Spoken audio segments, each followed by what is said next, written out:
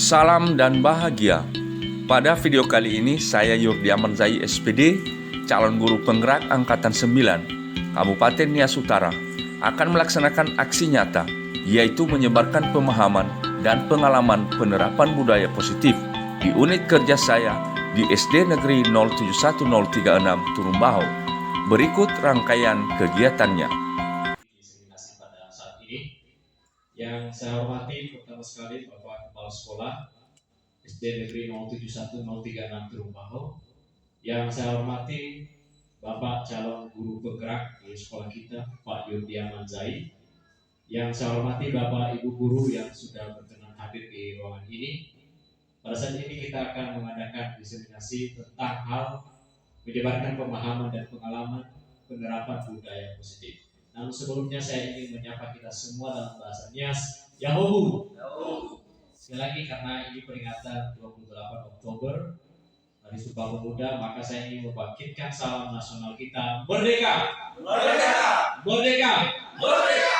Terima kasih.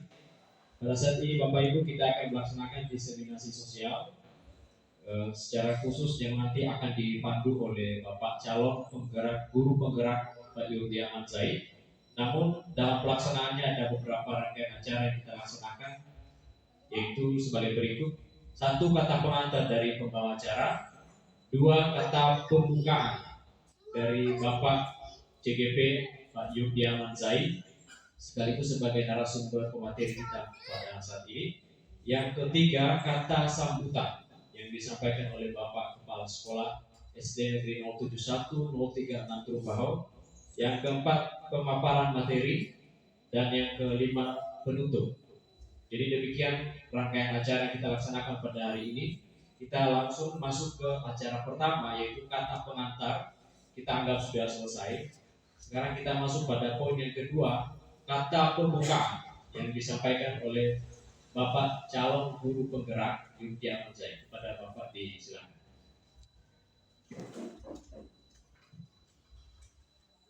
Baik, terima kasih waktu yang telah diberikan kepada saya. Sebelum saya menyampaikan kata pembukaan pada kegiatan saat ini, terimalah salam dari kami, Yaum. Salam sejahtera buat kita semua. Kita sebagai umat yang beragama bersyukur kepada Tuhan atas pertolongan kepada kita semua. Yang saya hormati Bapak Kepala Sekolah, yang saya hormati Bapak Ibu guru, rekan sejawat di SD Negeri 071036 Turumbaho. Dalam kegiatan ini saya menyampaikan kata pembukaan. Kegiatan ini saya sebagai calon guru penggerak akan melaksanakan diseminasi budaya positif atau menyebarkan pemahaman dan pengalaman penerapan budaya positif.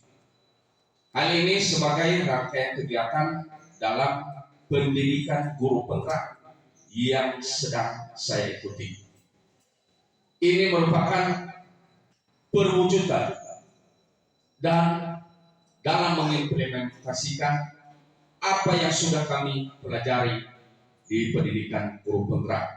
Maka hal-hal yang sudah kami dapatkan, terutama pada materi budaya positif, pada hari ini dilaksanakan diseminasi atau menyebarkan pemahaman. Mudah-mudahan dalam kegiatan ini kita semua dalam keadaan semangat, sehat selalu sampai akhir nanti, sehingga kegiatan ini juga nanti akan membuahkan hasil yang maksimal. Demikian yang bisa kami sampaikan. Kami ucapkan terima kasih. Yaum. Terima kasih kata pembukaan. Sekarang kita masuk pada nomor 3, kata sambutan yang disampaikan oleh Bapak Kepala Sekolah. Pada Bapak disilakan. Terima kasih kesempatan yang diberikan kepada kami pertama-tama sebelum saya menyampaikan kata sambutan, terimalah salam saya dalam bahasa Kitanias. Ya Allah, puji syukur kehadirat Tuhan Yang Maha Kuasa, kita diberi kekuatan, pertolongan pada saat ini bisa melaksanakan atau kita bisa berkumpul di tempat ini dengan prestasi yang diraih oleh calon guru penggerak. Tentu Bapak nanti memprestasikan bagi kita untuk diperhatikan dan selanjutnya nanti untuk bekal sebagai calon guru penggerak. Tentu hal ini kami sambut dengan baik untuk kita guru-guru di SD Turumbau dengan giat semangat mendorong demi kemajuan sekolah, terutama di sekolah kita, dan terutama juga sebagai calon guru penggerak di sekolah kita, kita apresiasi itu dengan baik. Tentu kami dari SD, kepala sekolah, guru-guru menyambut baik ini hal yang positif demi kemajuan masa depan sekolah kita ini. Sampai di situ yang kami sampaikan. Kurang lebih kami ucapkan terima kasih. Terimalah salam kami. Ya Allah. Terima kasih kata sambutan yang disampaikan oleh Bapak Kepala Sekolah. Sekarang kita masuk pada poin yang keempat, yaitu pemaparan materi. Ini disampaikan oleh Bapak Yudi Ahmad Zai. Pada Bapak disilakan. Baik Bapak Ibu, terima kasih. Kita sudah sampai pada acara penyampaian materi, yaitu materi menyebarkan pemahaman dan pengalaman penerapan positif atau diseminasi budaya positif di unit kerja kita di SD Negeri 071 036 Turumbau, dan terutama pada rekan kerja yang sudah sama-sama hadir pada saat ini. Sebelumnya saya ucapkan terima kasih atas dukungan, arahan, bimbingan dari Bapak Kepala Sekolah.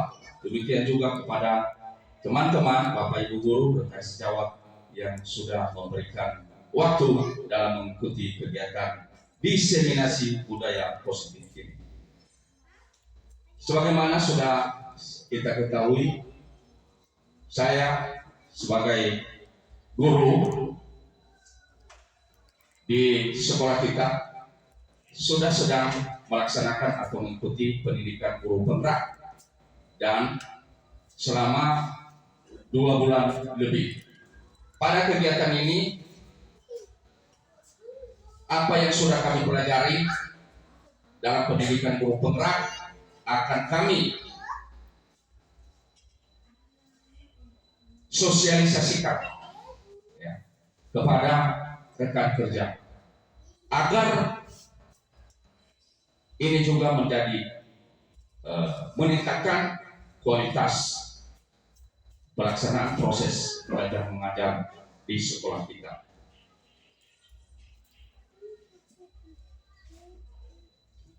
Bapak Ibu yang saya hormati, adapun tujuan kegiatan pada saat ini, yaitu dengan terlaksananya kegiatan ini diharapkan kita mampu berkolaborasi bersama seluruh warga sekolah beserta pemangku kepentingan lainnya, membangun budaya positif yang dapat mengembangkan karakter murid ke arah yang lebih baik. Dengan begitu, sekolah bisa menjadi tempat yang aman, nyaman bagi murid dan warga sekolah lainnya. Bapak Ibu, saya melihat kita agak kaku, biar lebih rileks. Sebelum saya lanjutkan presentasi atau penyampaian materi ini, mari kita coba dulu sebuah ice breaking, ya. Ini juga kita harus biasakan kepada siswa-siswi kita dalam belajar untuk membuat situasi kelas menjadi menyenangkan dan siswa tidak bosan dalam pembelajaran.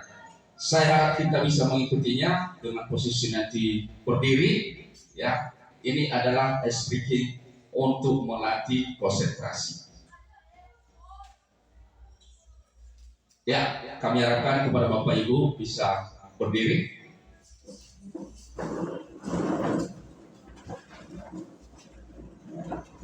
Kita ikuti gerakannya.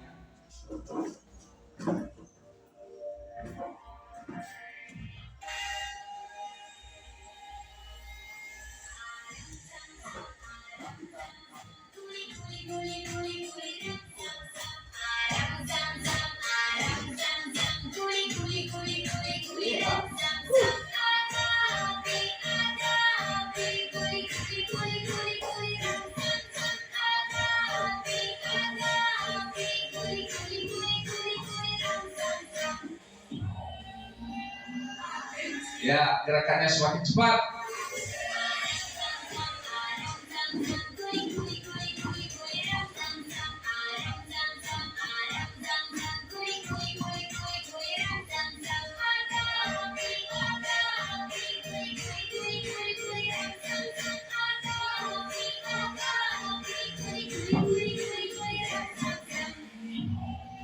Semakin cepat lagi.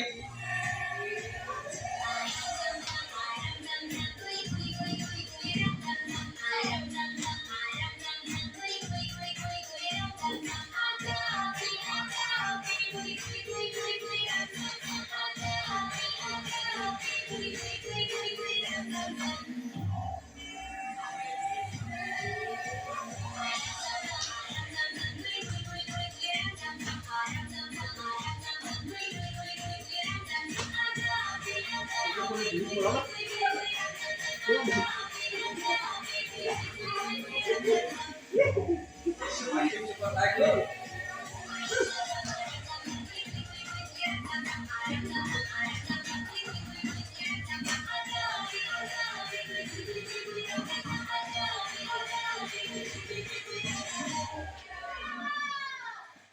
Ya, terima kasih. Dimohon kepada Bapak Ibu untuk duduk kembali. Ya, mudah-mudahan dengan melakukan ice breaking ini kita tetap semangat. Bagaimana Bapak Ibu, semangat? Baik, terima kasih.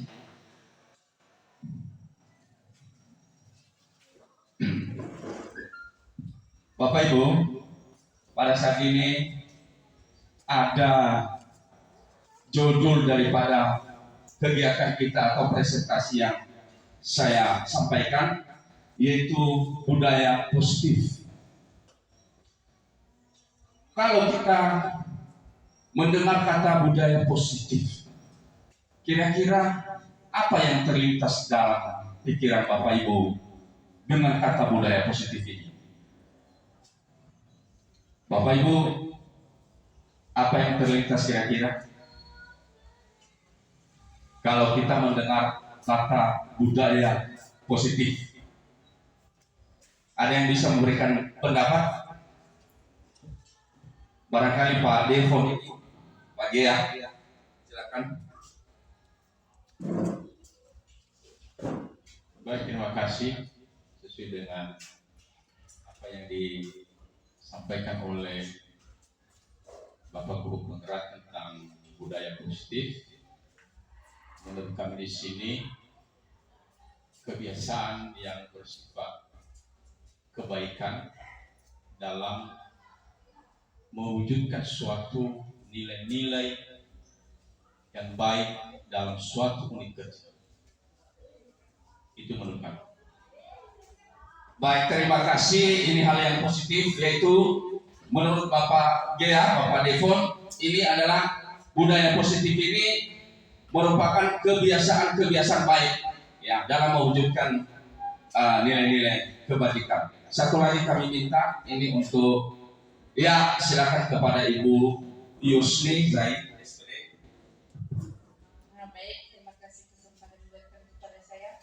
Menurut kami dari sini Pak, budaya positif itu adalah merupakan hal-hal yang baik mencakup pribadi atau perilaku dimanapun kita berada dan termasuk tutur kata kita juga. Terima kasih. Baik, terima kasih. Ini searah dengan yang sudah disampaikan oleh Bapak Gia tadi sebelumnya, yaitu budaya positif ini adalah kebiasaan-kebiasaan baik. Kebiasaan-kebiasaan baik, baik dalam bertutur kata, dalam kegiatan sehari-hari, dalam bersikap. Ini hal-hal yang positif. Kita sepakat tentang itu. Barangkali Bapak Ibu, kebiasaan positif ini terlintas dalam pikiran kita sesuai dengan yang sudah kita sampaikan tadi. Ya, salah satu kebiasaan-kebiasaan baik. Kemudian kegiatan yang dapat mendatangkan manfaat baik, ini positif. Di sini saya ingin menyampaikan benar yang sudah Bapak Ibu sampaikan tadi. Budaya positif itu merupakan perwujudan dari nilai-nilai kebajikan atau keyakinan universal yang diterapkan di sekolah. Nilai-nilai kebajikan itu akan kita bahas selanjutnya pada materi itu. Yang penting yang sudah kita sampaikan tadi itu adalah hal-hal yang menuju ke arah yang positif, hal-hal baik, kemudian yang bisa mendatangkan manfaat bagi kehidupan kita. Bapak Ibu, dalam diseminasi ini ada konsep utama dalam budaya positif. Yang pertama, perubahan paradigma belajar. Kedua, disiplin positif. Yang ketiga, nilai-nilai kebajikan. Keempat, kebutuhan dasar manusia. Kelima, motivasi perilaku manusia. Keenam, 5 posisi kontrol. Ketujuh, keyakinan keras. Dan yang terakhir, segitiga restitusi. Ini saling berhubungan Bapak Ibu dan konsep utama budaya positif. Yang pertama, pembelajaran paradigma baru. Kita sudah menuju atau sudah mulai kurikulum merdeka. Di situ banyak dipaparkan mengenai pembelajaran paradigma baru. Apa itu pembelajaran paradigma baru, Bapak Ibu? Yaitu pembelajaran dengan paradigma baru merupakan pembelajaran yang dirancang berdasarkan prinsip pembelajaran berdiferensiasi. Apa itu pembelajaran yang berdiferensiasi? Yaitu sesuai dengan kebutuhan peserta didik, sesuai dengan tahap perkembangan, sesuai dengan teori psikologi modern. Untuk mewujudkan apa? Untuk mewujudkan profil pelajar Pancasila. Profil pelajar Pancasila, Bapak Ibu, yang pertama, beriman bertakwa kepada Tuhan Yang Maha Esa dan berakhlak mulia. Yang kedua, berkebinekaan global, bergotong royong, kreatif, bernalar kritis, dan mandiri. Ini sudah kita terapkan, barangkali sudah ada lagunya, mudah-mudahan ini terus kita lanjutkan. Pembelajaran paradigma baru, Bapak Ibu, waktu dulu kita sering mendengar pembelajaran teacher center. Apa itu pembelajaran teacher center? Pembelajaran itu yang berpusat kepada guru. Guru itu adalah sumber. Guru itu adalah yang berperan segalanya. Guru itu mentransfer ilmu ke murid. Bagaimana pembelajaran paradigma baru? Ada istilah yang kita kenal sekarang ini adalah student center. Student center itu adalah pembelajaran yang berpusat kepada murid. Kita membuat proses pembelajaran itu, siswa itu atau peserta didik kita itu lebih aktif. Mereka bisa menemukan pengalaman-pengalaman belajar yang tidak terlupakan, yang menyenangkan. Kemudian siswa itu, peserta didik itu, kita ajak untuk menemukan sendiri bagaimana, apa yang menjadi tujuan mereka dalam mengikuti pembelajaran.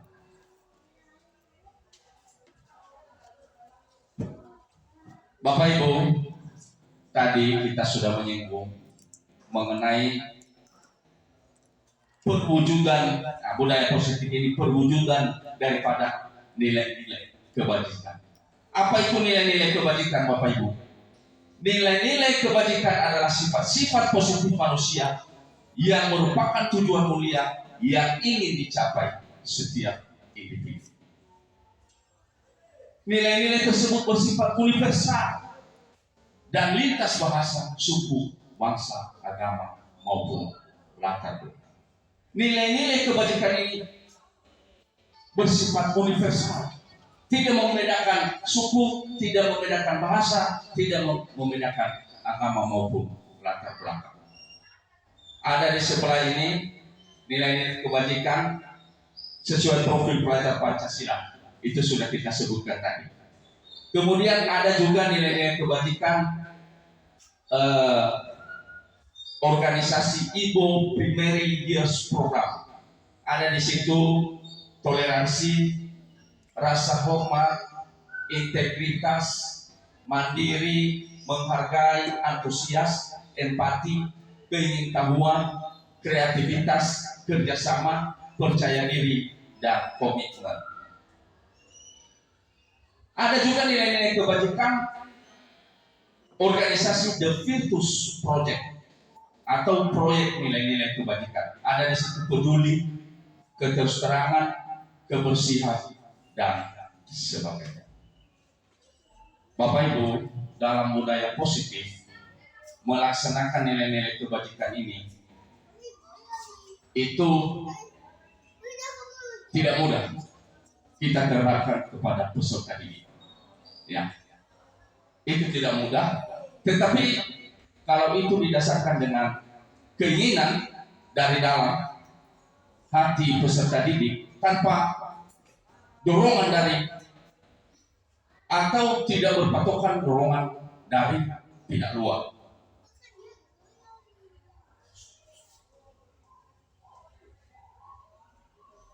Baik, setelah kita memahami nilai-nilai kebajikan, Bapak Ibu, sekarang bagian yang kedua adalah atau ketiga, disiplin positif. Dalam budaya positif itu ada disiplin positif. Bapak Ibu,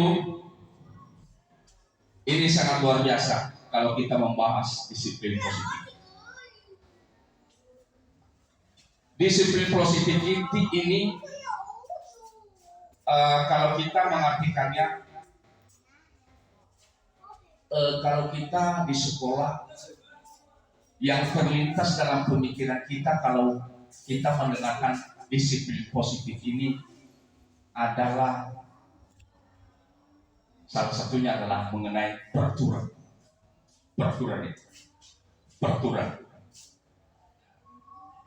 Peraturan, kalau sudah ada peraturan, anak kalau melaksanakan disiplin, kenapa dia melaksanakan disiplin?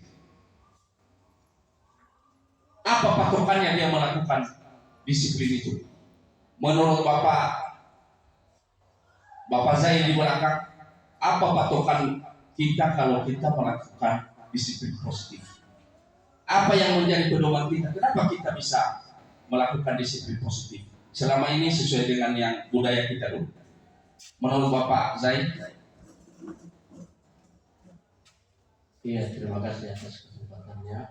Jadi menurut kami bahwa patokan kita dalam melaksanakan patokan disiplin itu adalah peraturan. Berdasarkan peraturan yang telah dibuat baik itu di sekolah maupun di kelas masing-masing, berdasarkan dengan kesepakatan siswa dengan guru yang bersangkutan. Terima kasih. Baik, terima kasih. Ini adalah jawaban yang sesuai dengan yang kita laksanakan selama ini. Disiplin itu, kalau kita melaksanakan disiplin itu, kita berpatokan dengan peraturan yang ada. Tapi ada pertanyaan yang timbul setelah itu. Itu kan ada peraturan sekolah, makanya anak itu datang tepat waktu.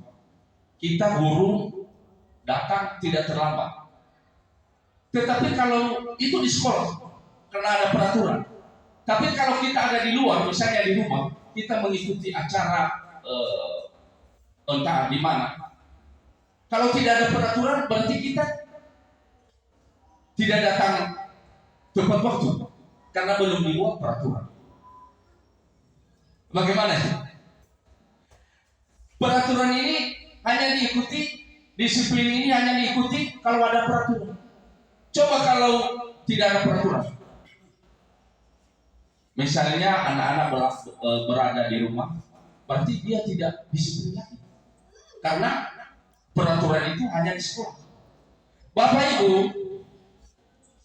disiplin adalah, mari kita kenali, dari kata disiplina yang artinya belajar. Disiplin mengacu pada disiplin diri yang memiliki tanggung jawab terhadap apa yang dilakukan berdasarkan nilai-nilai yang diakini.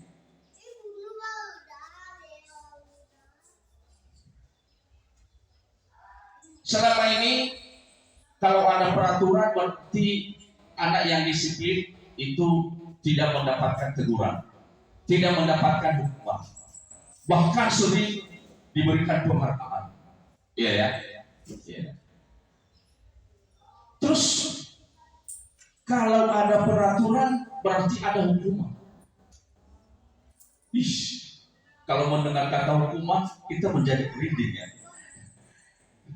Guru-guru saja merinding. Bagaimana kalau saya datang terlambat? Ada hukuman dari Bapak Kepala Sekolah. Harus mendengarkan teguran. Semacam, Bapak terlambat ya. Lain kali jangan begitu lagi. Gurunya jadi. Lain kali kalau Bapak Kepala Sekolahnya tidak ada di tempat, berarti Bapak Ibu guru bisa terlambat. Itu hanya karena dapat teguran, dapat hukuman, atau menghindar daripada ketidaknyamanan. Kita kalau melanggar peraturan, kalau mengikuti peraturan, mengikuti disiplin, kadang-kadang mendapat penghargaan ya. Kita datang 7.15 datang, Pak Kepala Sekolah sudah datang, luar biasa kamu ya. Ya mudah-mudahan tetap dilanjutkan. Guru-guru yang lain terlambat terus, kamu oke. Kita bikin seperti itu sama anak juga. Terus lain hari Bapak Kepala Sekolah sudah ada di tempat, kita datang awal, sudah tepat waktu. Entah lupa Bapak Kepala Sekolahnya memberikan kita penghargaan. Kita jadi tidak enak. Saya sudah datang tepat waktu, padahal tidak mendapatkan penghargaan apa. Kita jadi malas melakukan disiplin positif itu, yaitu datang tepat waktu. Kita malas melakukan peraturan itu. Bapak Ibu, disiplin positif itu bisa dilakukan hanya dengan dorongan intrinsik, bukan dorongan eksternal, tapi dorongan internal. Bagaimana dorongan internal? Akan kita pelajari pada materi berikutnya. Ya. Ini tanpa imbalan, tanpa reward, tanpa penghargaan. Kita melakukan disiplin positif tanpa hukuman. Karena penghargaan dan hukuman itu adalah dorongan. Dorongan apa tadi? Eksternal, dari luar. Bagaimanapun kekuatan dari luar itu, lama-lama nanti akan pudar. Tetapi kalau dorongan dari dalam, Bapak Ibu, kesadaran, itu akan kekal. Sebagai pendidik, tujuan kita adalah menciptakan peserta didik yang memiliki disiplin dari diri, sehingga mereka berperilaku mengacu kepada nilai-nilai kebajikan universal dan memiliki ini tadi. Ini kata kuncinya, motivasi intrinsik dalam perubahan perilaku ke arah yang lebih baik. Jadi mudah-mudahan kita bisa membedakan di sini bagaimana melakukan disiplin positif yang eksternal dan bagaimana melaksanakan disiplin positif dorongan daripada internal dari dalam.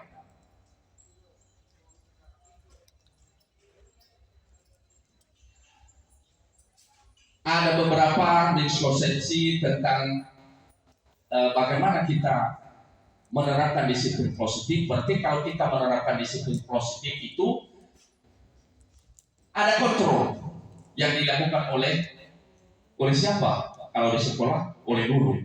Nah, beberapa miskonsepsi ini adalah pengertian yang salah, pemahaman yang salah. Ya. Ilusi guru mengontrol murid, kita tidak bisa mengontrol murid sebenarnya. Kenapa? Murid itu walaupun kita berikan pemahaman, kita ancam, kita berikan hukuman, akan timbul dalam hatinya untuk apa? Untuk memilih tidak melakukan. Bisa di depan kita, oh ya Pak, siapa? Tapi karena dalam hatinya itu berbeda, dia hanya takut pada ancaman atau perkataan kita. Di belakang kita nanti, udahlah, apalah itu sama Bapak. Begitu juga dengan Bapak Ibu. Kemudian ilusi bahwa semua penguatan positif efektif dan bermanfaat. Ilusi bahwa kritik dan membuat orang merasa bersalah dapat menguatkan karakter. Ini penjelasannya bisa kita. Ilusi bahwa orang dewasa memiliki hak untuk memaksa. Kita kalau di rumah, orang dewasa ini dengan anak-anak jauh sekali tingkat kekuasaannya di lingkungannya. Kalau sudah dewasa bisa memaksa. Anak yang lebih muda, orang yang lebih muda daripada dia. Kenapa? Dia merasa berhak. Tetapi salah Bapak Ibu. Banyak orang dewasa yang percaya bahwa mereka memiliki tanggung jawab untuk membuat murid-murid berbuat hal-hal tertentu. Apapun yang dilakukan dapat diterima menurut dia, orang dewasa. Selama ada sebuah kemajuan berdasarkan sebuah pengukuran. Pada saat itu pula orang dewasa akan menyadari bahwa perilaku memaksa tidak akan efektif untuk jangka waktu panjang. Dan sebuah hubungan permusuhan akan terbentuk. Ini yang terakhir ini. Yang terakhir ini. Tidak akan efektif untuk jangka waktu panjang. Dan sebuah hubungan permusuhan akan terbentuk. Kalau kita lama-lama, misalnya saya dengan Ibu Helpin, saya lebih tua apa lebih muda Ibu Helpin? Saya lebih tua ya, lebih dewasa saya. Kalau setiap harinya kami secara bergiliran ya, kami sama-sama piket harian dengan Ibu Helpin. Karena saya udah paling tua, Ibu Helpin, kamu yang ngurusin itu masalah bikin buku apa itu semua. Ibu Helpin pimpin apa kita apel kita pagi setiap hari itu, karena saya sudah Ibu Helpin lama-lama, wah apa saya ini? Lama-lama akan terjadi permusuhan terbentuk. Jadi itu ilusi, tidak benar. Ya, menerapkan disiplin positif itu secara memaksa, itu tidak benar. Lama-lama nanti tidak efektif. Ibu Helpin cari-cari alasan nanti. Oh, saya sedang sakit Pak. Gimana itu? Bapak aja lah bikin dulu. Dibikin dalam hatinya. Udah 1 bulan saya terus bikin buat tugas bikin harian. Lah, mentang-mentang udah tua dia ya, udah lama dia. Lama-lama kalau ketemu, udahlah, saya sepelekan aja dia. Kami sama-sama guru, untuk apa? Itu bisa terjadi. Apalagi sama murid bisa terjadi. Jadi ilusi bahwa orang dewasa memiliki hak untuk memaksa. Kita kembali pada topik kita tadi adalah kita membangun budaya positif, disiplin positif itu harus dari dalam intensif seseorang.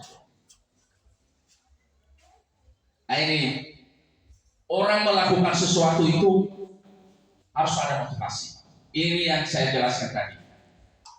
Ini motivasi eksternal. Motivasi eksternal bisa dibantu untuk membacakan ini, Ibu Zai. Ada dua di sini motivasinya. Yang pertama, motivasi eksternal. Baik, motivasi eksternal yaitu untuk menghindari ketidaknyamanan atau hukuman. Yang kedua, Mendapatkan imbalan atau penghargaan dari orang lain. terima kasih. Mari kita berikan aplaus untuk Ibu Zai. Terima kasih. Benar sekali. Motivasi perilaku manusia, orang mau melakukan itu harus ada dorongan, ada keinginannya. Ini seseorang itu individu yang dapat merangsang untuk melakukan tindakan atas sesuatu yang menjadi dasar atau alasan seseorang untuk berperilaku atau mencapai tujuan tertentu. Benar sekali yang sudah dibaca Ibu Jekati.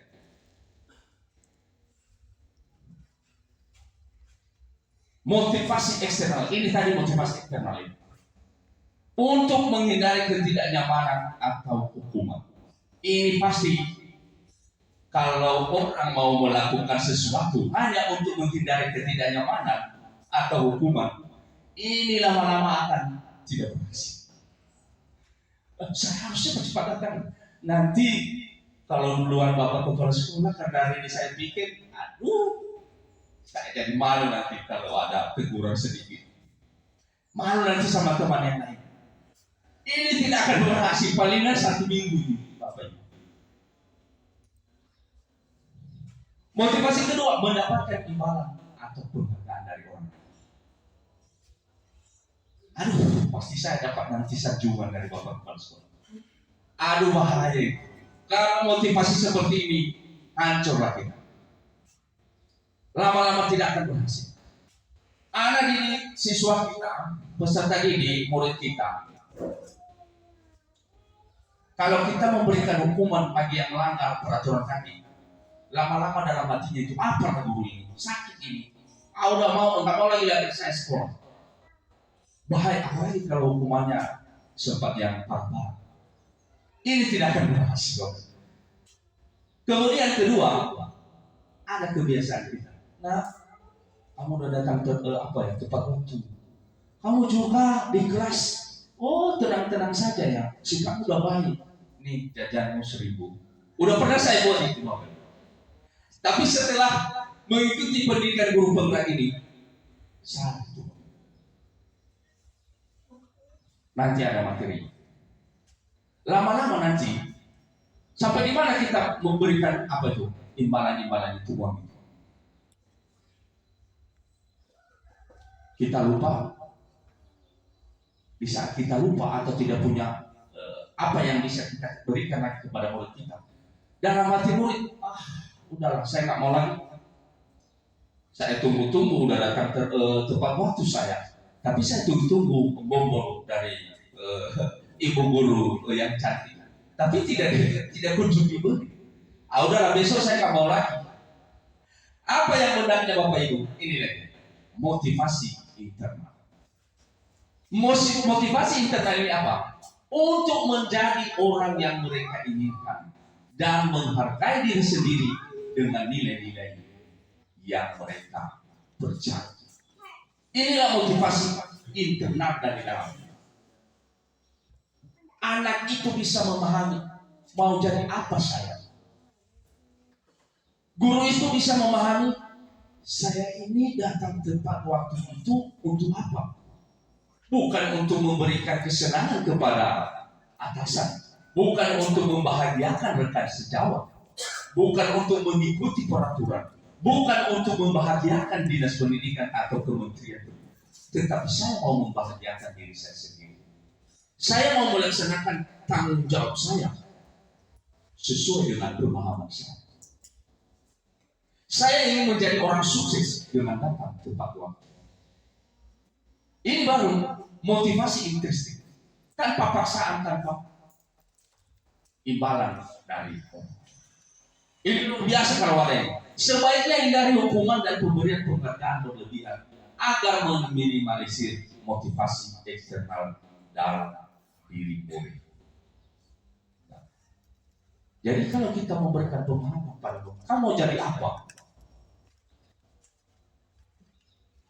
Mau jadi murid yang malas-malasan? Tujuanmu apa? Tanpa ada kekerasan. Bapak Ibu, ini akan berhasil. Nah, ini ada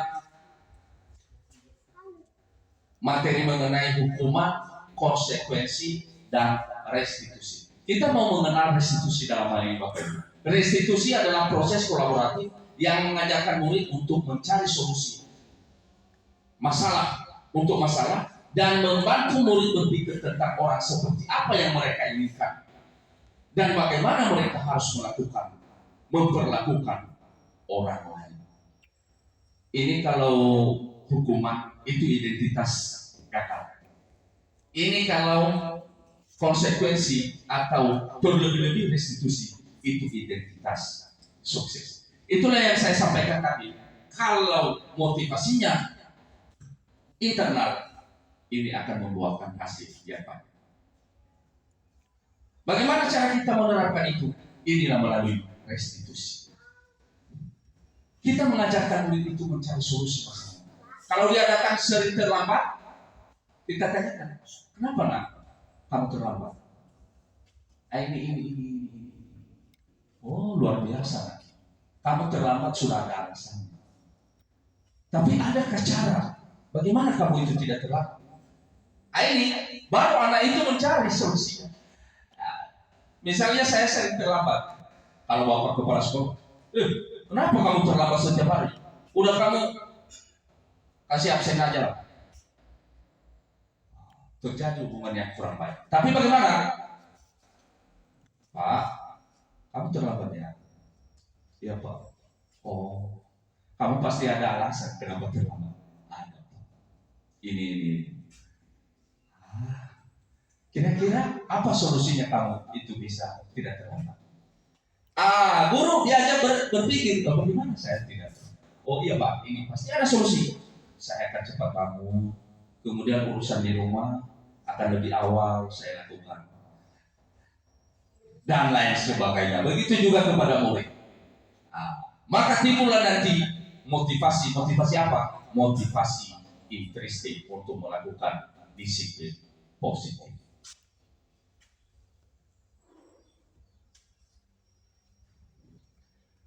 Disiplin positif Bapak Ibu kita aplikasikan melalui keyakinan sekolah atau keyakinan kelas. Kita buat, kalau yang dulu kita sering mendengar, kalau kita buat satu kesepakatan dalam kelas, kita buat hal-hal yang perlu dilakukan. Dulu namanya peraturan atau keyakinan. Menurut Pak Billy, Pak Marius Zaid, dulu kalau kita mau buat sesuatu dalam kelas untuk diikuti anak-anak, kita bikin peraturan atau keyakinan. Dulu peraturan itu. Waktu dulu kami melakukan di dalam kelas yaitu keyakinan dulu. Terus baru dibuat peraturan di dalam kelas. Terima kasih. Ini benar-benar jawaban yang sudah pasti. Ya, dulu itu menurut Bapak itu ada keyakinan baru peraturan. Nah, kalau menurut Pak Zayan belakang ini, Pak Joseph, ini kita bikin sesuatu dalam kelas untuk dilaksanakan anak itu peraturan atau keyakinan menurut Bapak?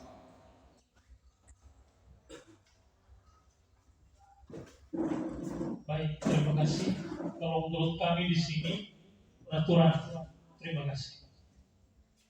Baik, kita memiliki pemahaman yang sama. Dulu itu kalau kita mau buat kesepakatan dalam kelas, ini nak ya yang harus diikuti, datang itu harus tepat waktu. Di dalam kelas itu harus menjaga ketertiban. Dalam kelas itu harus ada kebersihan. Itu kita buat. Ini peraturannya ya. Dulu. Tapi sekarang Bapak Ibu kita mau memperkenalkan tidak lagi peraturan, tetapi keyakinan di kelas. Kenapa? Ini, mari kita merefleksikan. Ini ada pertanyaan yang mau kita jawab.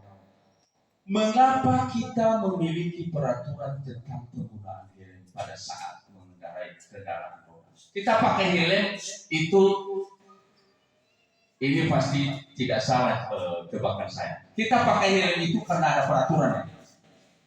Coba kalau tidak ada peraturan, oh tidak ada yang melarang saya tidak pakai helm. Udah, saya nggak pakai helm. Berarti jelas ya ada peraturan. Tetapi kemungkinan jawaban lain adalah untuk keselamatan. Inilah yang disebut dengan keyakinan. Kalau kita memahami kita memakai helm itu bukan karena peraturan, tetapi karena keselamatan, itu akan kekal. Setiap hari pasti kita menggunakan helm. Benar kan Ibu Yusri? Coba kalau tidak peraturan itu, saya takut ditilang nanti. Kalau tidak ada tilang, berarti Ibu nggak pakai helm kan? Ya, pakai helm. Tetapi kalau ini yang Ibu yakini untuk keselamatan, ada polisi tidak ada polisi pasti pakai helm. Kenapa? Karena untuk keselamatan saya. Inilah kenapa kita buat itu bukan peraturan tetapi keyakinan. Mengapa kita memiliki peraturan tentang penggunaan masker dan mencuci tangan setiap saat? Kalau kita sudah buat sekolah ini, harus ada pagi-pagi cuci tangan ya, pakai masker ya, karena ini lagi virus ya. Itu kalau ada kita dipakai, di belakang kita tidak dipakai. Itu karena anak mengikuti peraturan. Tetapi kalau anak itu sudah memahami, sudah kita tanamkan bahwa pakai masker dan mencuci tangan itu adalah untuk keselamatan dan kesehatan. Oh, saya harus pakai itulah demi saya, untuk keselamatan saya, untuk kesehatan saya harus pakai masker. Maka anak itu akan tetap memakai masker.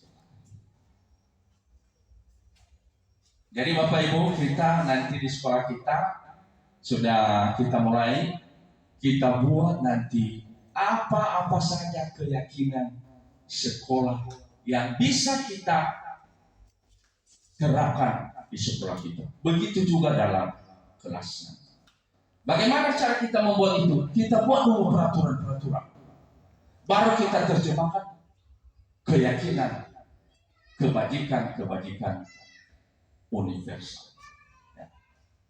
Misalnya kita membuat peraturan anak itu tidak boleh buang sampah sembarangan. Itu peraturannya, tidak boleh buang sampah sembarangan.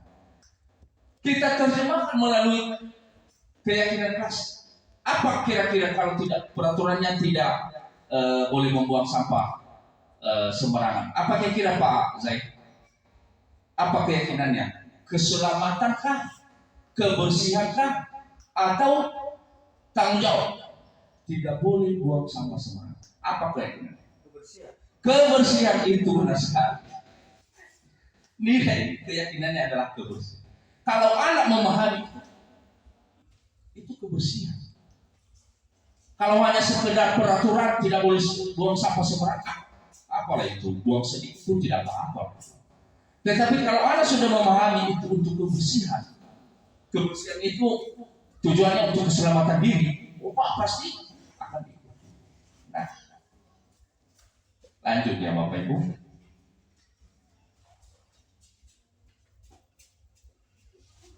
Nah ini Ini tadi yang saya sampaikan. Bapak Ibu, selain motivasi dan beberapa hal pun di atas, dalam melaksanakan budaya positif, ada lagi poin yang paling penting juga, tidak kalah penting. Apa namanya? Kebutuhan dasar manusia. Orang cenderung melakukan sesuatu itu karena untuk memenuhi kebutuhannya. Kalau kebutuhannya tidak terpenuhi, dia akan melanggar. Apa yang dilanggarnya? Peraturan tadi, keyakinan tadi dia langgar.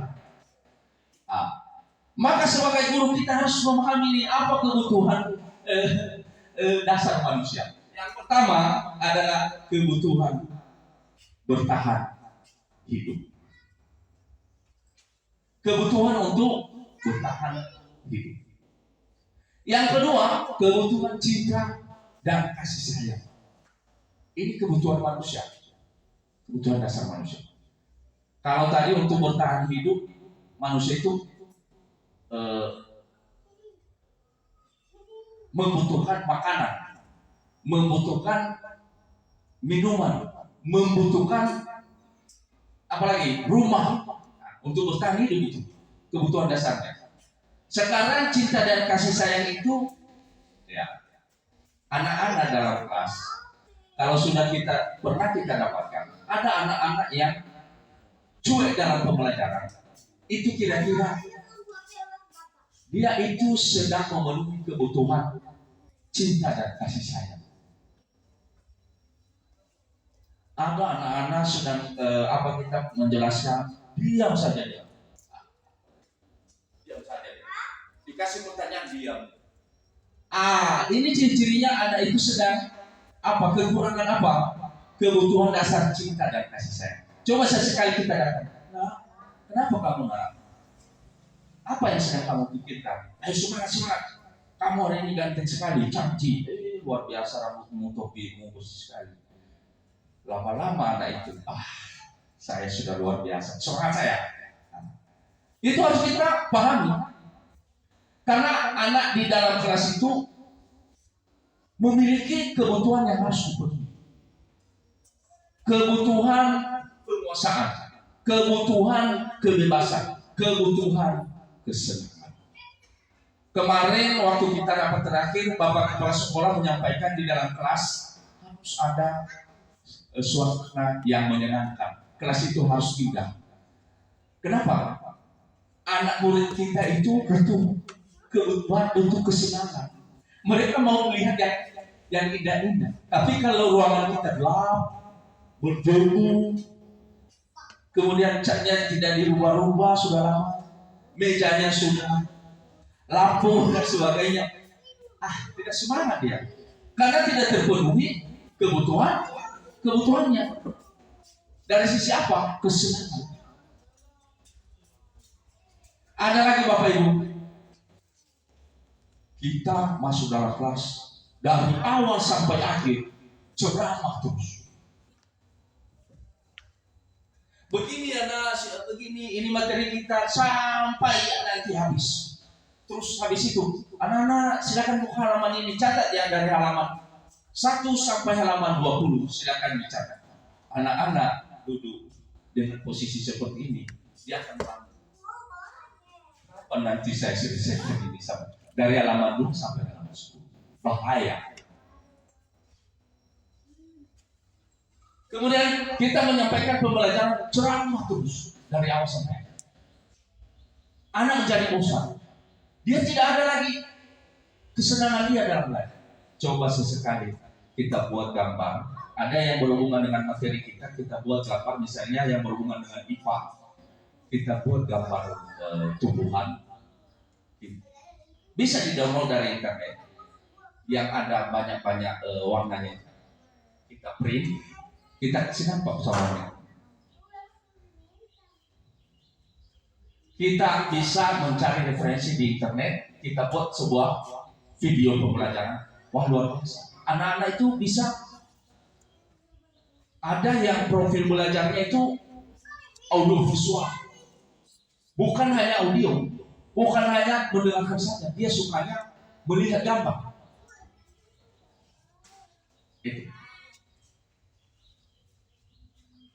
Jadi ini kita sebagai pendidik harus memahami apa kebutuhan-kebutuhan dasar manusia, apa kebutuhan-kebutuhan peserta didik kita, sehingga kita bisa yang namanya budaya positif, disiplin positif tadi itu bisa terlaksana.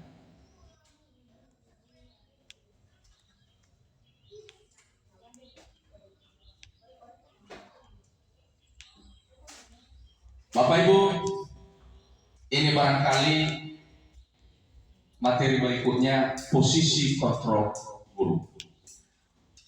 Dalam melaksanakan budaya positif, sebagai guru itu punya peranan untuk bagaimana mengontrol murid-murid itu agar tetap berada di relnya. Tentu dengan memberikan pemahaman-pemahaman tadi. Ada 5 posisi kontrol guru. Yang pertama, penghukum. Penghukum ini yang saya sampaikan tadi. Kalau anak melanggar peraturan, dihukum. Hukuman ini akan menyakitkan, membuat frustasi. Anak-anak menjadi tidak ingin lagi bisa berkreasi karena takut. Hukuman ini identik dengan sikap takut pada anak. Ada yang membuat kesalahan, kita hukum. Posisi guru, posisi kontrol, penghukum. Ini tidak akan berhasil, Bapak Ibu. Ada posisi pembuat rasa bersalah. Ini kalau penghukum ini kira-kira bisa kita pahami. Pembuat rasa bersalah ini ada pertanyaan dalam hati kita. Bagaimana posisi kontrol guru pembuat rasa bersalah ini? Ada anak-anak yang ribut. Kita sedang melaksanakan pembelajaran. Nah, kenapa kamu ribut? Kamu tidak sayang sama bapak. Luar biasa kamu ini. Kamu mau saya dimarahi oleh bapak kepala sekolah? Kamu mau saya dihina atau direndahkan oleh bapak guru yang lain? Saya kan wali kelasmu. Kenapa kamu? Anak-anak menjadi throw kalau macam begini. Saya sudah berbuat salah ya. Kasihan bapakku saya. Anak menjadi, apa yang terjadi? Anak menjadi tertekan. Posisi kontrol guru sebagai teman. Teman ini, tolong ya, kamu itu bahagia kan? Kamu ikuti ini ya, peraturan kita, keyakinan kita dalam kelas. Nantilah nak ya. Kalau sudah kamu ikuti ini nanti kalau bapak bawa nanti akan bapak kasih. Ini sebagai teman mengiming-imingi sesuatu. Memang anak merasa cenderung senang, tetapi ini tidak akan berhasil. Kenapa? Karena misalnya saya ini bisa melaksanakan posisi kontrol sebagai teman, tapi di saat ibu yang lain atau bapak guru yang lain yang masuk dalam kelas, anak itu ini beda dengan bapak guru yang satu itu. Ini ibu ini tidak apa sama saya, tidak berteman. Udahlah saya nggak mau saya ikuti nanti apa yang dibilang. Ini tidak akan. Posisi pemantau. Bagaimana posisi pemantau? Nah, kita sudah buat ya keyakinan kelas kita, ada peraturan yang harus diikuti ya. Begini ya, kalau melanggar kita sepakati apa nanti hukumannya, apa yang harus dilakukan. Oh Pak, kalau ada yang ribut, ya jongkok di depan 2 menit di depan kelas. Ada konsekuensi yang harus dilaksanakan. Ini juga tidak akan berhasil. Memang sudah ada kesepakatan sebelumnya, tetapi lama-lama nanti kesepakatan itu akan tidak diikuti. Apa yang benarnya adalah posisi manajer. Bagaimana posisi manajer ini? Guru berbuat sesuatu bersama murid, mempersilahkan murid mempertanggungjawabkan perilakunya dan mendukung murid menemukan solusi atas permasalahannya sendiri. Posisi manajer ini ada nanti istilah segitiga restitusi. Manajer mengacu pada restitusi yang dapat menjadikan murid sebagai manajer bagi dirinya sendiri sehingga tercipta identitas positif atau berhasil pada diri murid. Jadi kalau ada anak yang salah di dalam kelas, nah kenapa bisa berbuat begitu? Kita tanyakan dulu apa alasannya. Kita kuatkan dia. Oh, kamu berbuat begitu ada alasannya. Wajar saja. Tapi ya, kira-kira ada nggak solusi? Ada jalan keluar nggak agar tidak melakukan itu lagi? Anak itu mencari sendiri bagaimana caranya. Dia akan kita aja anak itu mencari solusi dari permasalahan. Oh oke anak. Kira-kira keyakinan kelas apa yang kalau sudah kita buat keyakinan yang misalnya masalah kebersihan tadi, keyakinan kelas kebersihan. Oh ini Pak, saya melanggar keyakinan kelas tentang kebersihan. Jadi bagaimana itu nak? Lain kali Pak, saya tidak buang lagi sampah di dalam kelas. Maka ada keberhasilan pada situ. Kontrol kita terhadap anak. Ini tadi segitiga restitusi. Yang pertama, menstabilkan identitas. Yang kedua, validasi tindakan yang salah. Dan yang ketiga, menanyakan keyakinan. Kalau anak langsung kita hukum, kalau bersalah, itu salah. Ya. Menstabilkan identitas. Bagaimana menstabilkan identitas? Nah, kenapa kamu buat itu? Ada alasannya. Begini. Oh, wajar saja kamu berbuat begitu. Bukan kita dalam arti kata mendukung ini ya. Oh, kamu berbuat itu ada alasannya. Bapak juga sering bersalah seperti itu. Baru kita validasi tindakan yang salah. Apa kira-kira?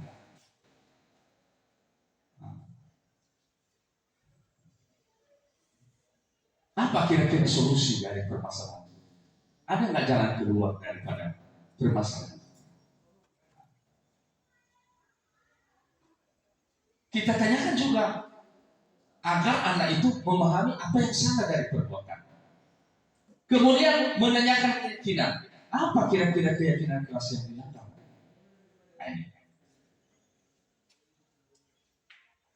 Ini Bapak Ibu, ada contoh-contoh pertanyaan di situ sesuai dengan yang saya jelaskan. Menstabilkan identitas, validasi tindakan yang salah, menanyakan keyakinan. Penanganan kasus yang dilakukan guru dengan menggunakan pendekatan segitiga restitusi diharapkan guru dapat memposisikan dirinya sebagai manajer dan mengajukan pertanyaan-pertanyaan bermakna yang membuat murid menjadi lebih mandiri, percaya diri, bertanggung jawab serta menemukan solusi permasalahan.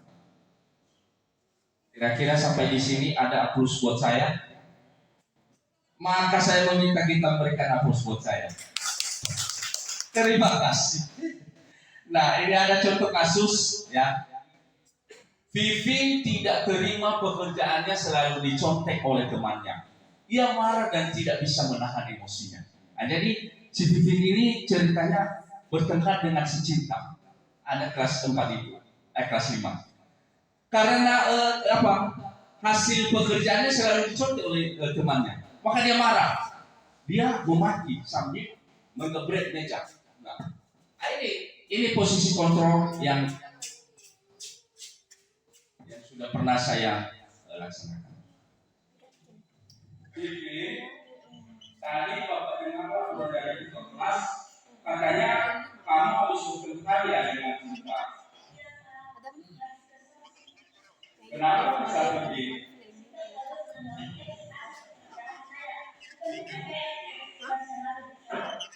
Oh begitu. Jadi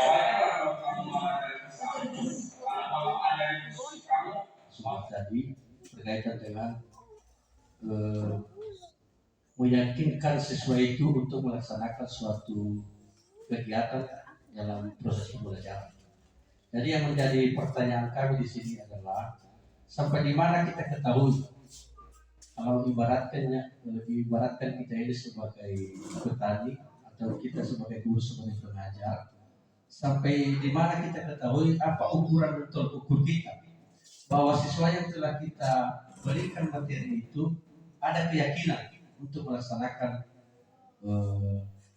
materi atau situasi atau berupa peraturan yang telah kita laksanakan secara bersama. Dan kemudian karena siswa itu kan kadang-kadang sudah kita memberikan suatu keyakinan, siswa ini juga nggak yakin dia, nggak sadar dia. Nah, jadi fungsi kita sebagai guru adalah memberikan suatu hukuman kepada siswa yang telah melanggar peraturan itu. Jangan kita biarkan siswa itu melakukan suatu kesalahan. Nah, jadi apa realnya? Apa suatu tolak ukur bagi kita sebagai guru bahwa siswa itu telah benar-benar meyakini apa yang telah kita sampaikan. Yang kedua, mengenai teacher center. Dan kemudian pada saat ini dengan perubahan undang-undang bahwa student center. Jadi apa tugas kita sebagai guru? Kalau misalnya hanya ini yang kita lakukan sebagai student center, apa tindakan kita sebagai guru agar siswa itu bisa terarah? Karena siswa ini kan bervariasi siswa dalam kelas itu, yang kemudian juga kita dituntut oleh kurikulum dalam hal ini kan, misalnya tuntutan kurikulum. Demikian Pak Sugeng, terima kasih. Baik, terima kasih.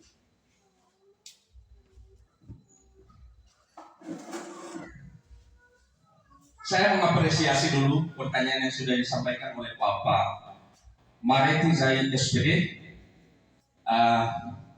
Ini pertanyaan yang sangat bagus. Mari kita berikan aplaus dulu sama Bapak. Ya, terima kasih. Yang pertama, mungkin nanti akan diberikan kesempatan kepada Bapak Ibu guru yang lain. Apa tolak ukur ketercapaian atau keberhasilan? Bagaimana kita melihat keberhasilan daripada apa yang kita laksanakan, baik yang keyakinan kelas ataupun capaian dalam melaksanakan proses pembelajaran. Pertama, yang harus kita pahami dari sisi kognitif. Dari sisi kognitif atau pengetahuan, kalau kita sudah melaksanakan proses pembelajaran, pasti kita melaksanakan yang namanya evaluasi. Di saat kita melaksanakan evaluasi, kita bisa mengetahui ini dari sisi kognitif. Kita bisa memberikan mereka asesmen formatif, kemudian asesmen sumatif. Namun dalam ketercapaiannya ini kita harus memahami betul apa yang sudah disampaikan oleh Bapak tadi. Masing-masing anak ini punya keunikan, punya kekuatan kontrak masing-masing. Kita guru ini hanya menuntun bagaimana kekuatannya. Di IKM ini Bapak Ibu beda dengan KTSP atau kurikulumnya dulu. Materi itu harus wajib dikuasai. Tidak, sekarang diberikan kebebasan kepada anak. Kita apa yang bisa kita ambil dari situ? Dalam kelas itu misalnya anak-anak itu matematika kan. Coba kita cari, misalnya bahasa Indonesianya bagaimana? Itu hanya contoh. Bagaimana seninya? Masing-masing anak itu kita angkat potensi. Karena sesuai dengan konsep pendidikan itu, sesuai dengan pemikiran Ki Hajar Dewantara itu. Pembelajaran itu yang menuntun. Salah ini sudah terbalik. Yang menuntun, bukan menuntut. Kita itu tidak mengharapkan anak itu sesuai dengan pemikiran kita. Tetapi apa yang ada di pikiran anak itu kita tuntun. Karena sebenarnya anak-anak itu sudah punya potensi. Penjelasan berikutnya Bapak Ibu, apa kira-kira pedoman kita tolak ukur ketercapaian? Itu tadi dari sisi kognitif atau pengetahuan. Sekarang bagaimana dengan sikap? Ah, ini tadi yang apa? Terlihat yang kita gaungkan itu profil pelajar Pancasila. Bagaimana anak itu? Apakah sebelum pembelajaran sudah bisa bernyanyi dan berbohong? Bagaimana anak itu bisa melaksanakan semangat kerjasama gotong royong? Bagaimana anak itu bisa kreatif? Apakah anak itu sudah mandiri, bisa belajar tanpa bantuan dari guru, bisa belajar sendiri? Bagaimana anak itu sudah ada yang namanya bernalar kritis? Jadi ketercapaiannya kita lihat dari sikap sehari-hari. Nah, tentu dalam dunia ini, apalagi anak-anak tidak ada yang sempurna. Ya, nah, ini kira-kira Pak. Apa kira-kira makna dari materi yang sudah dibaca ini? Apa? Ada teks, kita buat teks. Bukan kita yang membaca lagi teksnya, yang menjelaskan. Silakan dibaca. Perhatikan gambarnya. Itu student center. Anak itu berkembang, aktif. Dia membaca, dia melihat video, dia memperhatikan. Terus kita minta, apa kira-kira makna dari video? Anak itu menceritakannya. Ini Pak, begini mengenai pantun Pak. Ciri-ciri pantun ini Pak. Jadi kita hanya menuntun siswa itu yang aktif memberikan atau menemukan sendiri pengetahuan. Ada pertanyaan, kita mulai dari mana? Tentu kita mulai dengan pemahaman materi-materi yang sudah kita sampaikan tadi. Ini akan saya bagikan nanti dalam grup WA kita. Kemudian satu persatu kita terapkan dalam pembelajaran kita. Dalam kelas, di sekolah. Ya. Ini menjadi tambahan wawasan pengalaman untuk melaksanakan pengabdian di masa yang akan datang. Terima kasih Bapak Ibu. Mari kita berikan aplaus untuk kegiatan kita saat ini. Demikian kami kembalikan kepada pengarah acara. Baik, demikian pemaparan materi dari Bapak CPG, Pak Yurdiaman Zaid. Sekarang kita lanjutkan acara kita, itu kelima penutup. Dalam hal ini disampaikan oleh Bapak Tony. Kepada Bapak disilakan.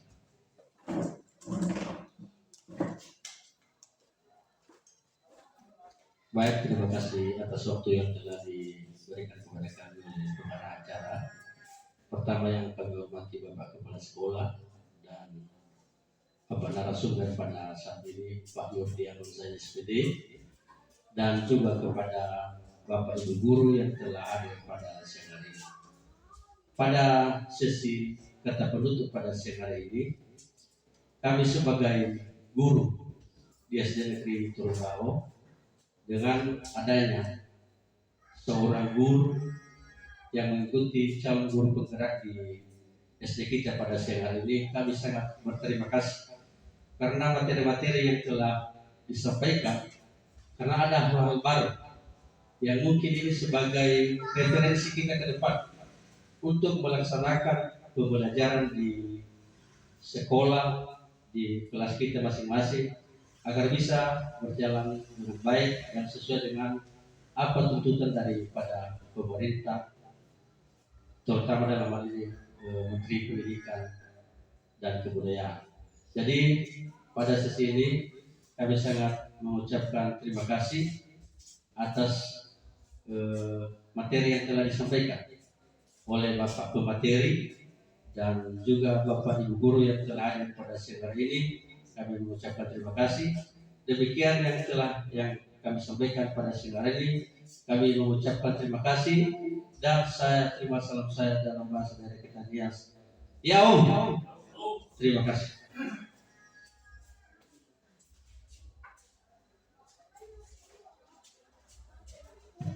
Baik, terima kasih kata penutup yang disampaikan oleh Pak Zaid. Sekarang karena acara kita sudah selesai, maka acara ini kita break sebentar, kita istirahat. Ya, karena acara kita sudah selesai, maka acara resmi kita tutup, kita bubarkan, dan saya sapa kita semua Yahoo.